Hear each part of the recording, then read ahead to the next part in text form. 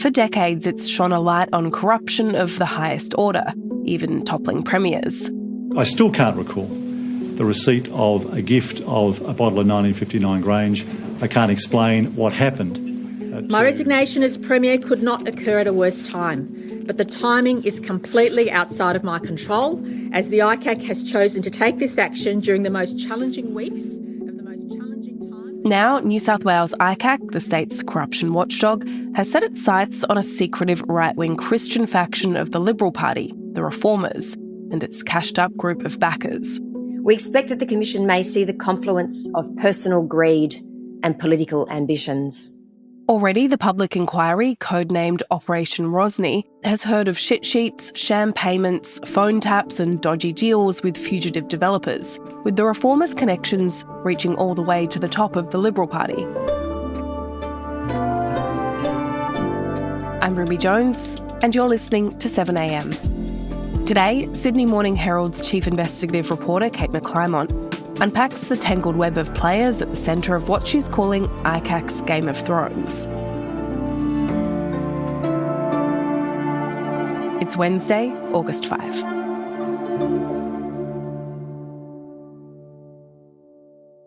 Kate, let's begin by talking through some of the major players in this case. Could we start with this group of Conservatives, the right faction of the Liberal Party, known as the quote-unquote Reformers? Who are they? Well, the two key people who started the Reformers are Rob Asif and Christian Ellis. And then we've got a lobbying outfit connected to them, which is Jeremy Greenwood. Christian Ellis is connected with them, and also two brothers of former Premier Dominic Perrottet. We've got Jean-Claude Perrottet and we've got Charles Perrottet.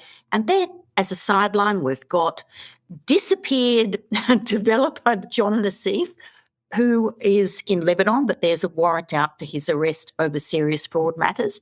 And we also have Dallas McInerney, who was, up until recently, basically the boss of Catholic Schools, New South Wales. And another person of interest is a young employer, Dylan Whitelaw, although he hasn't been mentioned in the terms of reference. Allegation 1.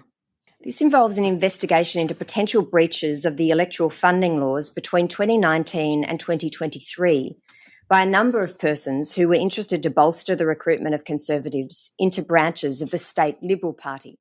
And so by the sounds of it, this group of men, they had some pretty big ambitions. They were trying to recruit as many as 5,000 people and completely change the direction of the New South Wales Liberal Party. So how big of an operation were they building? Look, it was actually quite a small operation, but in order to achieve their goals, which was basically to have people elected to either state executive or to parliament or to councils, people of a like-minded worldview, and that is basically conservative Catholic values. But they needed money to branch stack. Including from prohibited donors, in amounts that were not declared and exceeded applicable donation caps, for purposes that included the recruitment and or renewal of members to the Liberal Party. Okay, so tell me a bit more about where the money was coming from. Well, the money was coming from John Nassif, the developer. Now, John Nassif was having trouble in Castle Hill. He had some very big developments, but the building commissioner, David Chandler, had issued rectification orders. And also local MPs, David Elliott and Ray Williams, had expressed concerns from their constituents about these developments. So we've heard that some of the money from John Nassif was being channeled through these people to ruin the careers of Elliott and Chandler. We've also heard that some of the money was coming through just to bankroll the activities of the Reformers. Mr Nassif wanted the removal of the old Hills Council, linked to the centre-right faction and Mr David Elliott MP, so as to replace them with members of the Liberal Party whom he thought would support his developments. And that may well have motivated him to make certain payments to Christian Ellis, Jeremy Greenwood and Charles Perrottet. We've also heard evidence from Michael O'Hara, who is a conservative Catholic, and he was also a hotelier and developer. And being involved in the liquor business and development, he too was a band developer. So he was putting in, quite considerable sums of money to a lobbying group associated with these people for work that was never done. So the allegation is essentially money laundering through this lobbying company. Yes, I guess it was. It was washing money to make it look like it was to be used for something else. And ICAC also heard claims that Dallas McInerney, the former Catholic Schools New South Wales CEO, had wanted to shake down Angus Taylor for thousands of dollars. Tell me what exactly the inquiry heard about that. Well, it was interesting because they were always trying to get money from somewhere. So there was a text message shared. Bombshell text messages in a Reformers group chat boasted that Angus Taylor committed personal funds, got the commitment from Angus for a $15,000 injection plus a $3,000 monthly donation. But there has been no evidence that money was actually forthcoming. It was just that they were all chatting with excitement about the possibility of receiving it. I'm not going to give a running commentary on all of this. I'm not a party to the proceedings, but no payment was made. But they produced text messages claiming that you were donating to them. Do you dispute the existence I said that no payment was made. Can you tell me a little bit more about the ideological bent here, what they actually wanted to see happen within the Liberal Party? Look, I think that they wanted to see Christian conservative values, anti-abortion, anti-trans, anti-same-sex marriage. And it's interesting that we've heard that quite a few of the people actually went to school at Redfield College, which is in the Hills area. And that is associated with Opus Dei, which is a right-wing group within the Catholic Church. A lot of the people shared those values, and in fact, that's where some of them met. And this includes the Perrottet brothers. Dominic Perrottet, the former Premier, was school captain in the year 2000. Now, there's no suggestion that Dominic Perrottet was involved in any of the activities of his brother. But they basically shared a right-wing religious view of the world that they wanted to impose on others, share with others, but that's what their goal was. Still to come, shit sheets, wiretaps and branch stacking.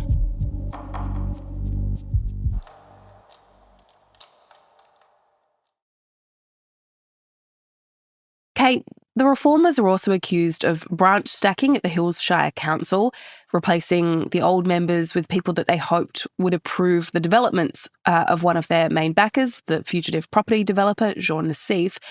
Can you tell me a bit more about Nassif? Well, yes, John Nassif was at one stage one of the biggest private developers in the state. But things started to go awry for him when the building commissioner put rectification orders. It just basically meant you have got a lot of problems with your buildings. There are serious defects. We won't let you sell any more of these until they are fixed. In June 2022, Ray Williams, who was a member from the Hills area, got up and made an explosive speech to Parliament. Member for Kellyville, Ray Williams, making astonishing claims about those in his own party. Who were paid significant funds in order to arrange to put new councillors on the Hills Shire Council who would be supportive of future top place development applications. Now, it was interesting, at the same time, John Nassif was under investigation by Strikeforce Cooloola, which was a New South Wales organised crime strike force, and they were examining serious fraud allegations about Nassif and his daughter. And at the end of 2022, after Ray Williams's speech, it was decided that New South Wales Parliament would have its own inquiry into these allegations. Now, I think the parliamentary inquiry, I think summons were issued on the 8th of December, and John Nassif departed this country to Lebanon on the 9th of December. a couple of months later, there was a warrant issued for his arrest for serious fraud offences. Basically, he was getting financial backing for his buildings by bodging up sales, like pretending that he'd sold a lot more, but they were to friends and family. Since leaving the country in December 2022, there is no indication that Nassif is going to come back for either of the fraud charges or for the ICAC inquiry. Okay, so despite all of this and having left the country, it seems like he was still trying to influence politics here. Well, we heard that John Nassif was a person that seemed to have access to a lot of money, and he was also funding private investigators. So we've heard that private investigators followed the then police minister, David Elliott, trying to find something with which to blackmail him. We've also heard that through Jean Nassif, the private investigators were also trying to stop summons being served by Parliament for people to appear at that parliamentary inquiry that we were talking about. So it seems that Nassif was still perhaps pulling the strings, perhaps still injecting money while overseas. Can you tell me any more about David Elliott and the so-called shit sheet that was compiled? Yes, well, the shit sheet was supposedly compiled by young Dylan Whitelaw, who I think was sort of like about 21 at the time. Although, even though he was shown it, he had very little recollection. Like a lot of the witnesses seem to have a lot of trouble recalling until they're shown a text message or, an intercepted call. So this shit sheet was basically making accusations. You can see that the attachment is David Elliott sheet.docx. The watchdog has dug up a 2020 dirt file allegedly written by the so-called reformers. In it, a list of negative media stories and allegations Mr. Elliott was having an extramarital affair. But they were shopping this around media, hoping that somebody would pick it up. And Kate, we know that John Nassif's phone calls were being tapped. Some of those conversations have been played out at ICAC. Yes, some of them have been played out. And interestingly, some of those were from 2021. So this is before either ICAC was looking or Ray Williams made his famous speech to Parliament in 2022. So some of the phone taps that we've heard, and these came from John Nassif, they were rather explicit about how much he hated David Elliott and the building commissioner, David Chandler. I've got my hand on the state government, and you're going to see changes. And exactly what he was going to do to get them out of the way. I'm going to step on his neck and strip him from his job. Just give me 2 months. Kate, the reformers in this case, they began by saying that they wanted to change the Liberal Party from within. And there is nothing illegal or inherently corrupt about recruiting members to a political party. But stepping back, what does ICAC allege this operation had become by the time we had Jean Nassif calling himself its godfather? Well, I think there's a breach of possible electoral laws, which means that donations have to be accounted for. We've got allegations that Dallas McInerney from Catholic Schools, New South Wales, whatever his donations were for, and there were invoices given for government services, which apparently didn't happen, they could be classified as donations and therefore exceeding the donation cap. With regard to hotelier Michael O'Hara and developer John Nassif, they are prohibited donors. So by trying to disguise them as proper work, say for government relations or things like that, which aren't true, it's a way of circumventing electoral laws, donation laws. So that's the kind of thing that ICAC is looking at. And in the past, ICAC hearings have ended some very high-profile careers, famously two New South Wales premiers, Barry O'Farrell and Gladys Berejiklian, lost their jobs after hearings that weren't really originally supposed to be about them. So how worried would you be if you were Angus Taylor or any senior Lib right now? Look, it does have a way of capturing people unintentionally. So you don't know what surprises lay in store. There was no way that ICAC was targeting Barry O'Farrell, but there are traps waiting. And look, we have to say about Angus Taylor, although that he has been mentioned, both he and Dominic Perrottet, whose brothers are involved, there have been no allegations about them at all. They've been mentioned in passing, but nothing so far. Mm-hmm. Well, looking forward to hearing whatever else is to come in the next few weeks. Oh, me too. Me too. Kate, thank you so much for your time. My pleasure.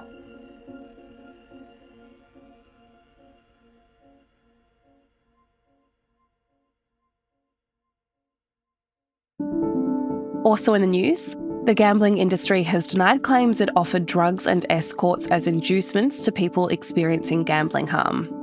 Former NRL player Luke Bateman and anti-gambling advocate Tim Costello made the allegations at a Senate inquiry into gambling reforms, claiming high-spending customers were supplied drugs, alcohol and sex workers to keep them betting. Sportsbet and Tabcorp say they have zero tolerance for the alleged conduct and are calling for any evidence to be referred to authorities. And a pro-Palestinian protest held outside the Sydney Opera House 2 days after the October 7 Hamas attacks and a neo-Nazi rally outside New South Wales Parliament are under scrutiny of the Anti-Semitism Royal Commission.